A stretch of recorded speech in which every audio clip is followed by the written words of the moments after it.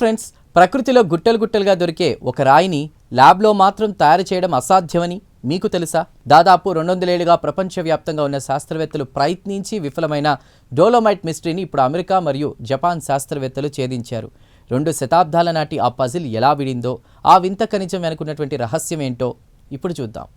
ఇక ఈ పరిశోధనను అమెరికాలోని యూనివర్సిటీ ఆఫ్ మిచిగాన్ మరియు జపాన్లోని హోక్కైడో యూనివర్సిటీ శాస్త్రవేత్తలు సంయుక్తంగా నిర్వహించారు. ప్రొఫెసర్ వెన్హావోసెన్, యుకి కిమ్రా నేతృత్వంలోని బృందం అణుస్థాయిలో జరిపిన ఈ అధ్యయన వివరాలు తాజాగా ప్రతిష్టాత్మక సైన్స్ జర్నల్లో ప్రచురితమయ్యాయి. అసలు ఈ డోలోమైట్ స్పెషాలిటీ ఏంటి?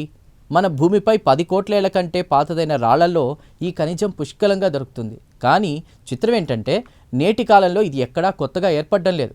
పోనీ ల్యాబ్లో తయారు చేద్దామంటే దశాబ్దాలుగా ఎవరూ సక్సెస్ కాలేదు. అందుకే దీని సైన్స్ ప్రపంచంలో డోలోమైట్ ప్రాబ్లం అని పిలుస్తారు. ఇక శాస్త్రవేత్తలు తమ కంప్యూటర్ సిమ్యులేషన్స్ ద్వారా ఒక నిజాన్నైతే కనిపెట్టారు. డోలోమైట్ పెరగాలంటే కాల్షియం, మెగ్నీషియం అణువులు ఒక పద్ధతిలో పేర్చబడాలి. కానీ అవి పొరపాటుగా ఎక్కడ పడితే అక్కడ అతుక్కుపోయి లోపాలు సృష్టిస్తున్నాయి. దీనివల్ల ఒక అంగుళరాయి పెరగడానికి ఏకంగా 1 కోటి సంవత్సరాలు పడుతుందని శాస్త్రవేత్తలు గుర్తించారు. మరి ప్రకృతిలో ఇవి గుట్టలుగా ఎలా పెరిగాయి? ఇక్కడే అసలైన ట్విస్ట్ ఉంది. వర్షం పడినప్పుడు లేదా సముద్రపు అలలు వచ్చినప్పుడు ఈ తప్పుగా అతుక్కున్నటువంటి అణువులు కరిగిపోతాయట. అంటే ప్రకృతి పదే పదే తనను తాను క్లీన్ చేసుకుంటూ మళ్ళీ కొత్త పొరలు ఏర్పడడానికి దారిస్తుంది. ఈ కరగడం పెరగడం అనే చక్రం వల్లే కొండలంతా డోలోమైట్ తయారైందని శాస్త్రవేత్తలు తేల్చారు.